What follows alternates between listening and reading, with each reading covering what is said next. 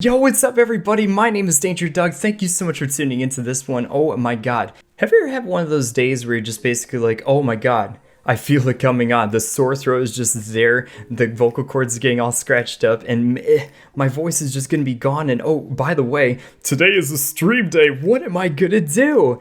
Dude, don't worry players, because we got some solutions for you guys. My name is Danger Doug, and we are going to be covering 5 tips that you're going to be able to use if you're getting a little bit of a sore throat or your voice is just gone during a stream day. Without further ado, number 1, shut the fuck up. But Doug, dude, you're like the nicest guy in the world, dude. What are you telling me to do? Is shut the... No, dude, seriously. No, number 1 is shut the fuck up. Dude, this hint was brought to you by this vocal coach, and I could not agree more. Dude, this tip definitely does apply for everything that you do outside of the stream, as well as maybe even inside the stream too.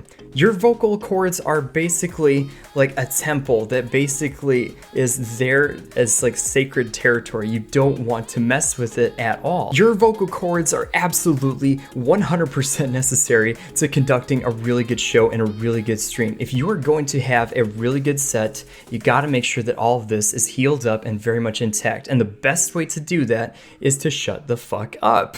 I am dead 100% serious. You need to make sure that these things heal up and whatnot. But at the same time, if you're doing your day-to-day things, with like family and friends and stuff like that, what you could do is just pass notes. Make sure that you don't talk at all. Don't try to yell. Don't try to do anything and whatnot. Pass notes and whatnot. You need your throat to heal up. If you feel that sore throat coming up, you got to make sure that you heal up and protect yourself. This isn't a show for kids, damn it. Number 2. Call for backup. For all of you guys out there are a bunch of different Twitch streamers out there who would be definitely willing to help you out. So if it's one of those things where if you want to get a couple of friends together and maybe talk about some of the topics of the day or something, whether it's a hot topic on Twitter or perhaps it's one of the newest things out in the movies like Star Wars or something, for instance, dude, let's freaking go, baby.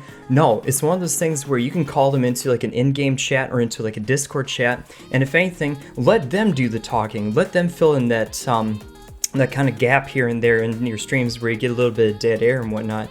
You want to make sure that you run an effective show, and if you're going to give a lot of your viewers some value for a lot of their time served in your channel, definitely want to make sure that you fill in those gaps here and there with a lot of good conversation.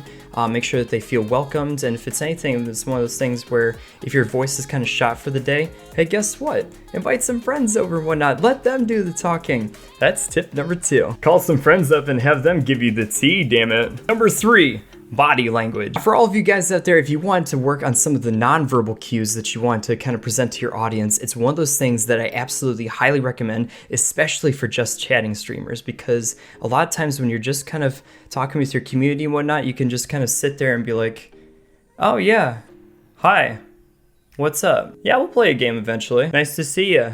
Yeah, I heard about that new thing on Twitter. It's one of those things where you can take this as a huge opportunity, and even if you can't talk, if you find that somebody is in your chat and you're super excited to see them, dude, show them. Be like, oh my god, what is going on? How are you like getting all over the place over here? I see you all the time in everybody else's Twitch channels. Dude, welcome. Now, if it's one of those things too where it's like, okay, you can even convey different emotions here and there too. I mean, even if you're playing like a horror game or something, conveying surprise, or maybe even if it's like a sad moment in the game, using that kind of cue to kind of take a lot of your nonverbal actions here and there for a lot of your body language is something that everybody should work on as part of entertainment. If you could use a lot of those nonverbal cues as something that can like enhance a lot of the entertainment experience and value that you bring to a lot of your viewers, by all means, go ahead and do it. Body language is essential to accomplishing this task, and if it's one of those things where if you get a sad moment or like a surprising or perhaps even a terrifying moment in game, convey that through use in your body language. Or perhaps it's a viewer that comes by that you haven't seen in like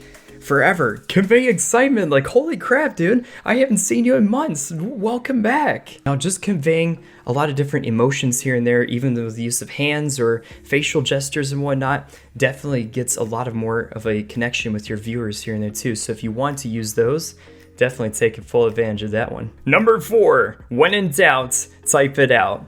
You've got a whole chat over here. If you want to use it to your advantage, even if you wanted to follow rule number 1 and shut the fuck up, you can still use your chat to type things out and communicate to your viewers that way. It's one of those things that's like an extra type of thing where I'm just like, okay, well, Doug, this is not really a tip, but at the same time, if you really, really needed to stop talking and make sure that you preserve your vocal cords, go ahead and use your chat to type things out.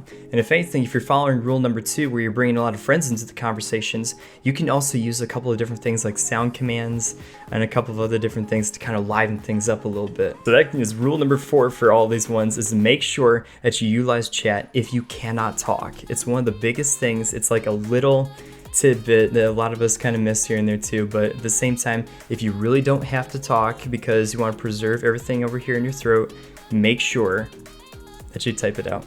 And finally, number 5, know when to call it quits for the night. I swear to God, is one of the biggest things that I could tell you too, in addition to point number 1, is know when to call it a night and don't even stream at all. It's one of those things too where you gotta preserve your vocal cords. You gotta make sure that you're healthy enough to stream. If it's one of those things too where you know what, guess what?